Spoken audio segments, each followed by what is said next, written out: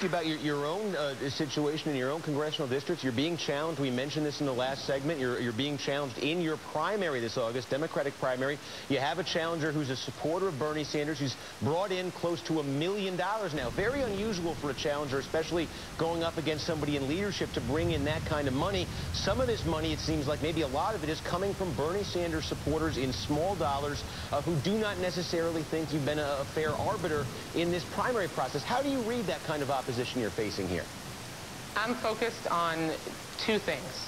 One, continuing to serve my constituents and having the privilege that they've given me the privilege of representing them in our nation's capital to the best of my ability, and making sure that when I run for re-election, as I am right now, I talk about what I've been able to do for them and earning their support once again. And two, making sure that we do everything we can to elect a Democratic president.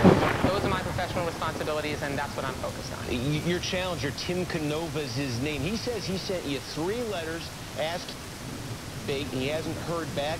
He's had supporters, I guess, who've shown up at your events trying to get you to commit to that. Let me ask you here, will you debate your primary opponent before the August primary? Steve, I'm focused on the two things that I just said.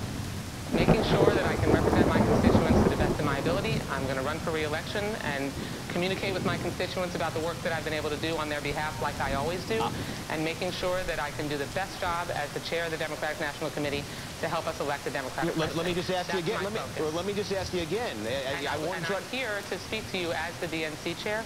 So I'm happy to talk to you about the presidential campaign, which is why I'm here. And I've answered your questions. Hold on now. You haven't answered this one question. You're a candidate for re-election. I think it's a legitimate question. Will you debate your opponent in your race for re-election?